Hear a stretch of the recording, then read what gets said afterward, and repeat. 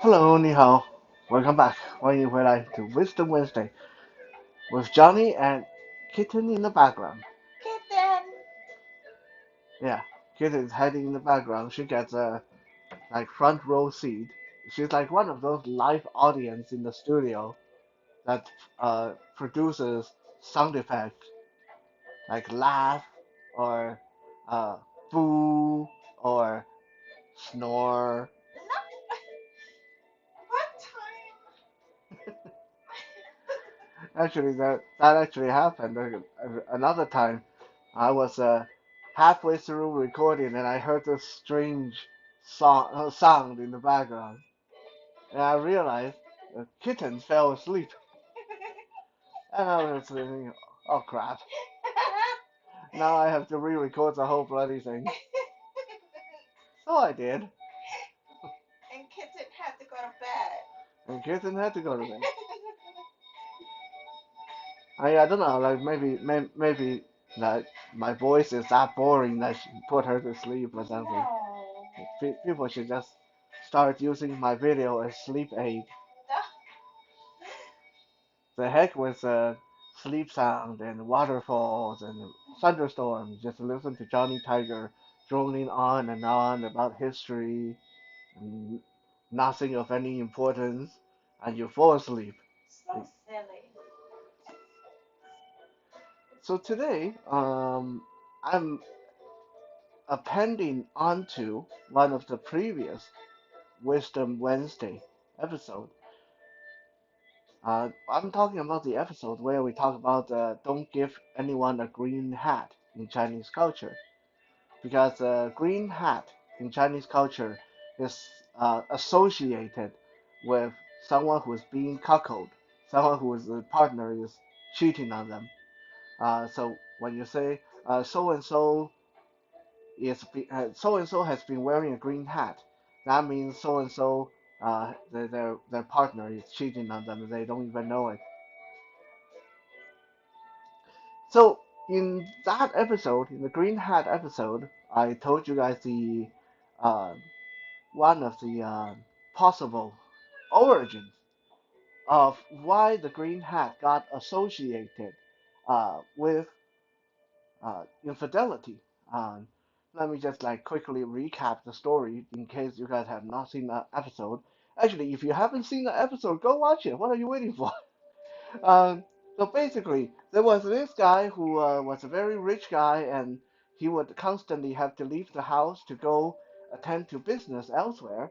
And his wife was young and pretty and very bored, and she loved to make friends, that kind of friends, while the guy was away. So to make it easier for the uh, the wife's boyfriend to know when it's safe to come over, she made her husband a green hat and told him, "This is a symbol of my love for you. So every time you leave the house, it makes me feel good if you are wearing the green hat." Little did the guy know that every time he put on the green hat, that's like the signal, that's like the bat signal to the neighborhood. Oh, the guy's leaving town. Let's go over and see his wife. So that was the story we told in that episode. Now, um, after that episode, I actually came across another very interesting, and probably was the actual true origin of the green hat, and I wanted to share with you guys today, because at the time when I made that video, I didn't have this information. So this is kind of interesting. I don't usually have to append onto my videos, but uh, this is the first time in like ever. By the way, I think I didn't mention this in that video. The color green in Mandarin is 绿. Uh, that's a really weird thing to pronounce for English speakers. 绿 is like Loui, 绿. Uh, Imagine you're saying the word she, she, but you want to replace the sh with l. and so you say 绿 rather than 须. That's the color green. While we're at this, let's quickly go through uh, a few of the other color.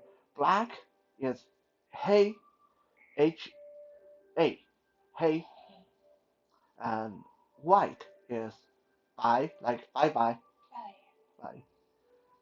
And green is 绿. Lee. Imagine you want to say the name Lee, but you want to add a more of a U, like kind of sound to it, like 绿, Kind of like a Y. kind of like a Y, yeah, Yeah. yeah, Lee. 绿. And the color blue is 蓝, Mom. 蓝 LUN, Oh, Lan. 蓝, yeah. Uh, the color red is 红, HONG, Home. 红, yeah. The color gold is 金, JING. Jim. Uh, the color silver is 银, YING. Yang. Yeah. So gold and silver, 金, 银.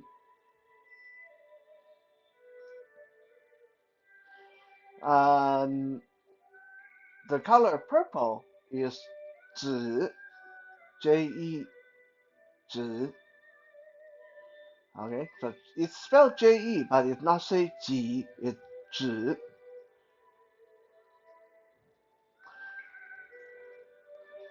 J. 紫, yeah, yeah. And the color teal, I have no bloody idea how to say that in Mandarin, so never mind. The color pink is 粉红, Fun Fong. FENHONG, 粉红, Fan Fong. yeah, 粉红. Uh, direct translation would be powdered red. 粉 means powder, and 红, as we mentioned already, red.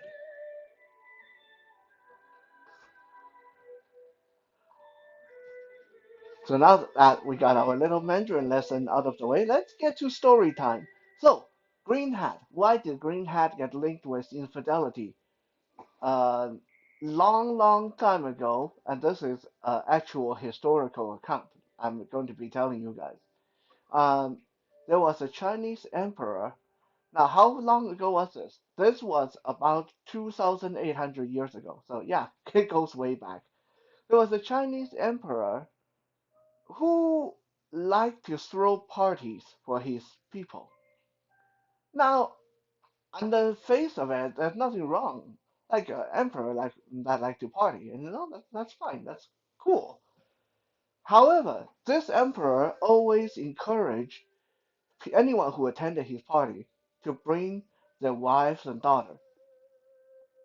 And the purpose of these parties was so the emperor could see which one of his subjects had lovely wife or lovely daughter. This emperor, now a lot of people say, well, wait a second, he's the emperor. He had like the most beautiful women in the world. He had like 1,000 wives or 1,000 concubines. Why did he even need to do that? Well, apparently kinks and taboos is not just a modern thing. This emperor in particular had a kink. What turned him on was to get with someone else's wife. So his whole thing was we're going to throw parties and everyone bring your wife and I'm going to see which one of you have a cute wife and I'm going to force myself upon that woman. Oh, This emperor had a very great general that was fighting for him. We'll just call this general George. Yeah, I know. But I'm trying to make this a little bit more English friendly so you guys don't have to remember a bunch of Chinese names and get confused.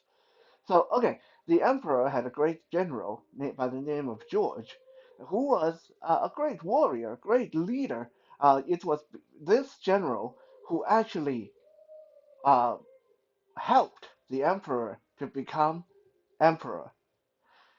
Why do I say that? Because when this emperor was very little, when he was just a prince, uh, his father, the previous emperor, didn't like him. The previous emperor wanted to leave the throne to his elder son, and so the young prince was actually given away to another emperor, another kingdom, the emperor of a neighboring kingdom, as hostage.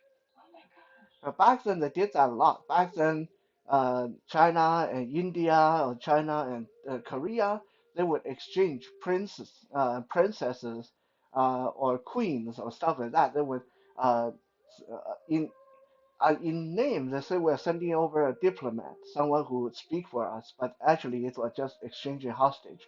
So, your prince is here in my country, my queen is there in your country, so we are not going to mess with each other. We are not going to go to war. Because if you mess with me, I'm going to kill your prince. If I mess with you, then my queen go bye bye. Oh my goodness. So that it was a mutual way of reassuring that no one's get up to any sneaky business back then. So this young prince was given over to the neighboring country as hostage, and his older brother was to be crowned as prince. But after the old emperor passed away, George, the great general, realized that the crowned prince was not a nice person. So George led a rebellion, overthrew the crowned prince, and went to the neighboring kingdom and brought the young prince back and put him on the throne as the emperor. So, as you can see, that's why I say the emperor became emperor because of George. If not because of George, his brother would be the emperor. Unfortunately, George, being a great warrior, the greatest general, had a very cute wife. Yeah, I mean, makes sense. He's a hero. He's a war hero. He's brave and strong and smart. It makes sense. He will have a cute, young, beautiful wife. And when the emperor saw George's wife at the party, well, you can imagine that it's just like, whoa, oh, I have no idea my buddy George's wife is that hot. Mm. How can how can I get it on with her? Oh no. So next day, the emperor uh, went over to George's estate, and with the pretense of, hey, you're my best general, you're my best buddy. I wouldn't be here without you. I want to bring some food and wine, and we can have a good time. We can just party on our own. Well, at this time, George did not suspect anything. Him and the emperor they were best buddies. So George and the emperor sat down in the dining room, started drinking and eating. Now we don't know if the emperor did something to the wine, put some sleeping tablet in there or something, or maybe George was not a very good drinker. Maybe George, even though he's one of the greatest warrior, one of the greatest general, maybe he was a bit alcoholically allergic. But anyway, no matter what the reason was, after a couple of drinks, George put his head down on the table and passed out. And the emperor was very happy. And he stood up and went into the inner chambers, found George's wife, and well, we can't really call it rape because for all historical accounts, she kind of consented to the what happened next. But this is one of those gray area that we have to be very fair about. When your emperor is trying to force himself on you, and your husband's passed out there at the dinner table, there's not a lot of option open to you. At this point, if you say no, most likely your emperor will have you and your husband and your children executed. At this point, maybe really the only thing to do is say yes and deal with it later. Anyway, that's what the wife, George's wife, did. She said yes, and they had a good time. And from that day on, George was starting to wonder, me and the emperor, we are good buddies, that's true, but how come suddenly out of nowhere he wanted to come over here for dinner every Saturday? Oh. And then he's always bringing food and wine, and every time I end up passing out on the table, and when I wake up, he's gone. What's going on? Long story short, George finally found out what was going on. Uh, his wife told him that the emperor has been forcing his advances on her, and she had to deal with him because she's the emperor after all, and all that stuff. But she felt really guilty, uh, and George, being the greatest warrior of his time, couldn't let it slide. And this was no, no. Like what the hell? I put you on the throne, and now you are cheating on with my wife. You're doing it with getting it on with my wife behind my back. I thought we were good buddy. I thought you were coming over to my house because you were a good friend. All this time you come over because you have something going on with my wife. So George hatched a plot for revenge next week before the emperor even decided to come for his weekly visit. George asked his wife to send the emperor a love letter and said, "Please come over today, and I really miss you. And George won't be home, and yada yada yada. We can do it however you like." The emperor was really happy, really excited. The emperor told all his bodyguard to stay behind because it's really inconvenient to have them around. You can't sneak around and get up to some hanky panky when they are surrounded by royal guards. So the emperor, on his own, came to George's estate, and indeed he found that he couldn't find George anywhere, and he couldn't even see any of the housemaid or servants. So, well, he's been here for quite a few times now. He knows in and out of the house. So he went right into the bedroom, thinking that he was going to find George's wife there. There was no one there.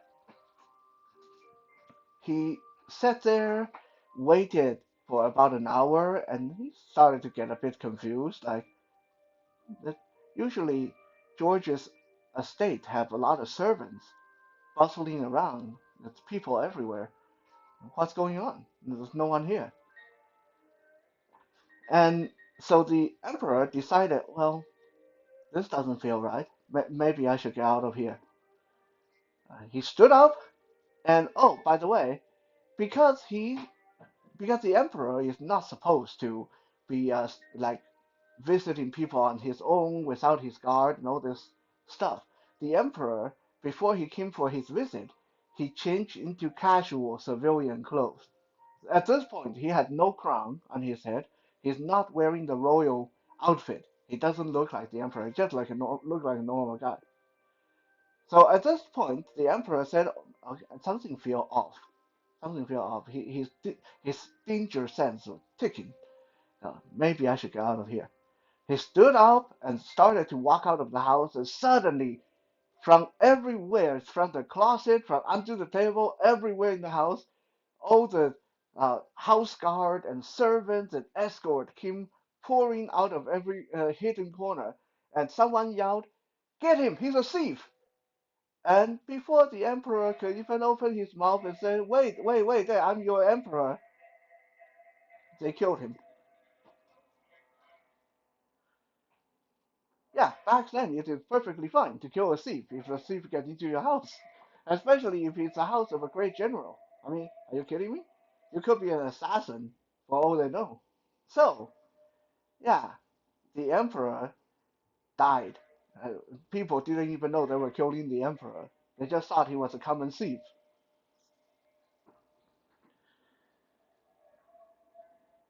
Now, some people may say, okay, like it's a great story so far, but what all this have to do with a green hat? Well, you remember that in the beginning, George had no idea what was going on. He thought that the emperor was his best buddy, come and have dinner with him every Saturday and stuff like that.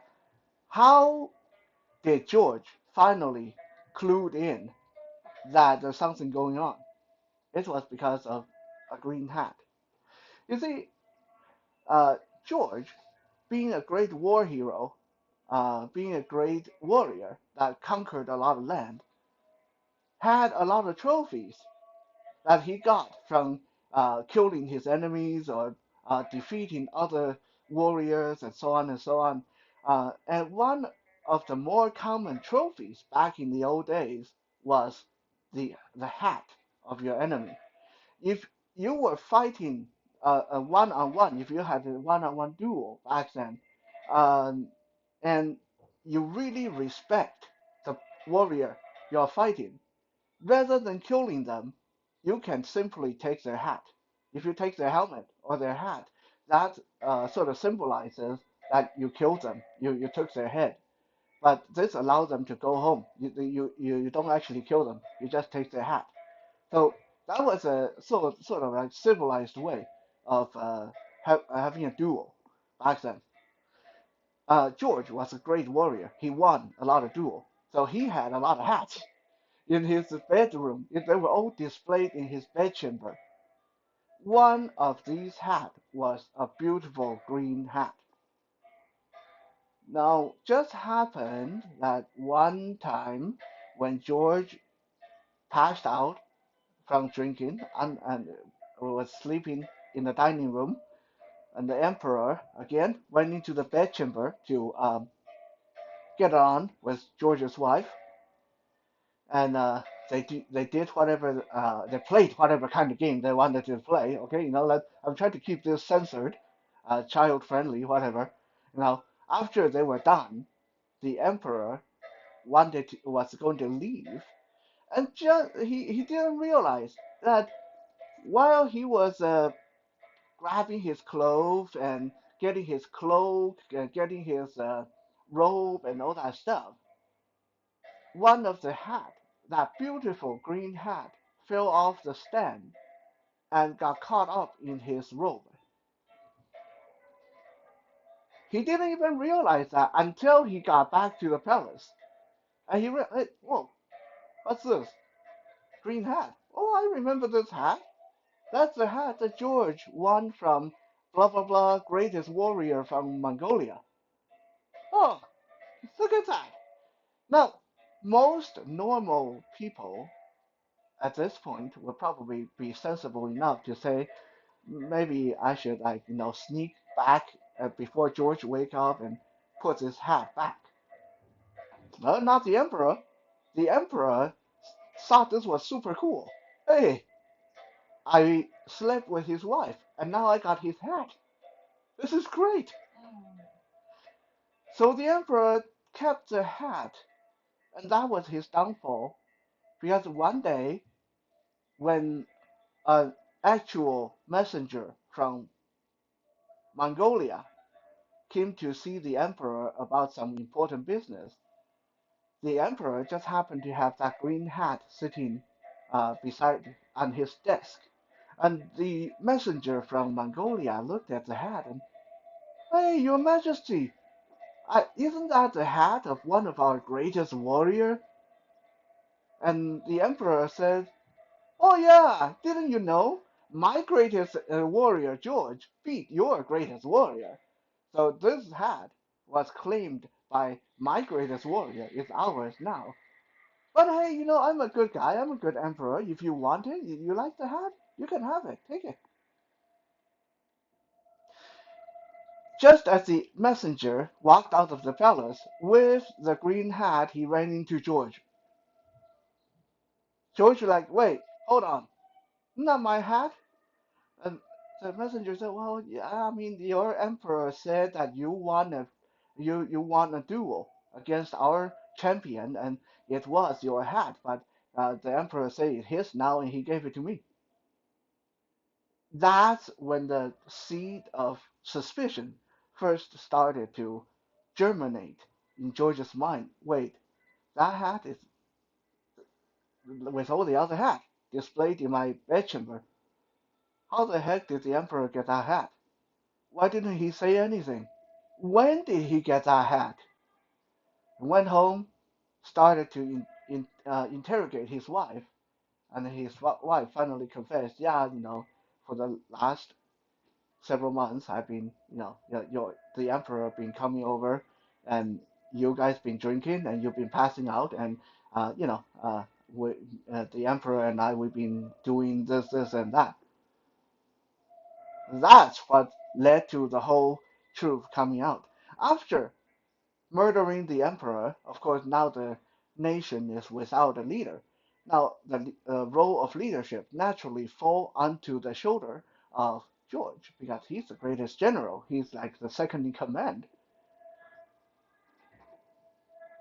And then most people will think, okay, so that's the end of the story. No, there's a little bit of a tale, a little bit of a extra to this story that actually is a very touching part of the story that illustrates the valor and honor in Chinese people back then. Because so far we hear about murder, so far we hear about cheating, so far we hear about scheming and plotting and forcing yourself on people's wife. We hear about a lot of the bad stuff. But the end of this story, I'm going to tell you now, the end of the story illustrate how honorable, how uh, brave some people were back then. After George took over the leadership of the country, he went to the historian. Back then, at this time, there were no paper in China. So any official record, what happened in the palace, what happened to the emperor, what happened, who did this, who won which war, all these historical records have to be carefully carved into big blocks of bamboo, and then these bamboo will be bound up in a roll, like a stored like a scroll, for people to be able to read later on. Now, to carve these into the bamboo, not everyone could do it. You have to be a royally approved historian uh, to be the record keeper. So you basically, that's your whole job. You stay in the palace every day, and messenger will come to you and say, hey, did you know the queen had a baby? Okay, I'm going to carve. The queen had a baby. Wait, boy or girl? Boy. Okay, boy. Queen had a boy baby today. Which hour? 8 o'clock. Okay, 8 o'clock. And the next messenger come. Oh, the emperor just had diarrhea. Okay, emperor had diarrhea. What time? 4 o'clock. 4 o'clock. That's your job. That's the job of the royal historian, basically to carve down and to record everything that was going on. So after George took over the leadership, he went to the historian and he asked the historian, "So I am I'm the leader now. What are you writing? Like what are you carving in your little bamboo scroll? What are you writing down about me?" Without a word, the historian took out a brand new carved bamboo scroll and showed it to George. On this scroll was simply put, on this day, this time, George betrayed his emperor and murdered him. George was really mad. You can't write that. But George is in a really tough spot because how's he supposed to explain that? He can't exactly say to the historian, "Look, I killed him because he was boning my wife." No, that's too embarrassing. You can't say that. So George, being a warrior and a bit of a barbaric person, I guess, because he's used to doing things a violent way, took out his sword, held his sword at the neck of the historian, and he said, I'm going to give you one chance." And then he took that scroll and smashed it under his boot heel. And he said, "Here, I just destroyed your record. You have to carve a new one. Go ahead, carve a new one. Make me happy." With George's sword at his throat, the historian carefully carved down, "At this day, this time, George betrayed his emperor and murdered him." George was furious. "Okay, you're messing with me." So George ran the sword through the historian and killed him. Oh my And then he grabbed the next historian in line, which was the historian's own brother. The historian there were three of them. They were all brothers. So the older brother just got killed. So the George grabbed the second brother, held the sword to his neck, and said, "You see what happened to your older brother? He defied me. Okay? I'm going to give you the same chance." And then he took that scroll, smashed it under his boot heel. "I just destroyed. Oh, I'm sorry. I seem to have just accidentally destroyed a historical record. You'll have to carve a new one. What are you going to carve?" With George's sword at his throat, the second brother, the second historian, took up his carving tool and carved. "At this day and this time, George the general murdered the emperor and murdered my brother." George was like, "Okay, this is not working." And so he took his sword and chopped off the guy's head. god. Oh my god. And then there's only one brother left, the youngest brother.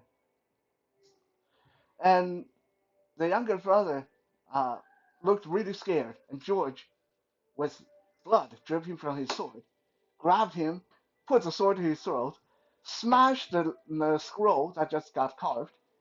"Oops, I am sorry, I just accidentally destroyed a historical record." "Oh, yeah, your brother, both your brothers are dead. That's sad. That's sad. You'll be the last one, like if you die, then your family that's no more. Your family ends here if you die. So yeah, think carefully before you carve." The third brother looked him in the eyes and said, "Look, you might as well kill me now because I am going to carve exactly the same thing. You betrayed your emperor, you murdered him, you murdered my brother. That's what I'm going to carve. So you either have to just kill me now and find yourself another historian, and good luck, because my family, we are the only people who know how to do this." By this time, George realized, you know what? These guys are scholars. I can't bloody intimidate them. I can't reason with them. And yeah, if I kill him, then what's going to happen? We'll be without a historian. That's no good. The rest of the guys are all warriors like me. We don't know how to write. We don't know how to carve. We don't know how to do this shit. So George, in a fit of rage, threw his sword across the room. He's like, "You know what? The hell with you. Go carve your bamboo. Go write whatever you like. I don't care." And he walked out of there. So the third brother survived the ordeal. The last historian sat there on the floor looking at the corpses of his brother, trembling, couldn't believe that he survived. And then finally he got to his feet. He carved into the bamboo, this date, this time, George betrayed the emperor, murdered him, and killed two historians. After that, he put the scroll away, and just as he was heading out of his office, he ran into his secretary, who was rushing into the office. And the historian, the last remaining historian, asked his secretary, "What? I thought you went home. Well, what are you here for?"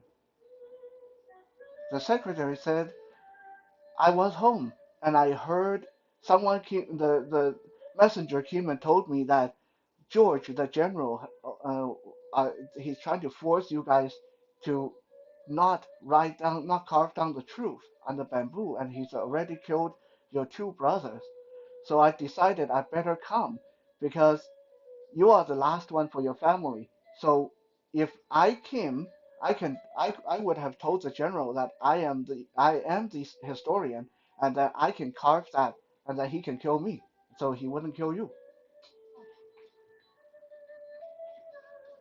So as much as this story is about the green hat and cheating wife and uh, disloyal emperor and violent psychopathic general, this story also illustrates just how brave these Chinese people back then, even at the risk of death, knowing that the general would kill them, they wanted to keep the historical record true and straight. They wouldn't deviate just because he threatened them. So yeah, like I said, this is a true historical account of the green hat and its origin. I hope you guys enjoyed the story, and thank you for checking Wonderful. out the Wonderful. I love it. thank you for checking out the Wisdom Wednesday. And Kitten and I will be back later for some more videos. We'll need to find time to do a song for our dear departed friend. Yes. It's really sad. I need to get mentally strong enough for that. So anyway, at the very least, we should have Toy Thursday for tomorrow. Anyway, so we'll see you guys later. Bye. Goodbye.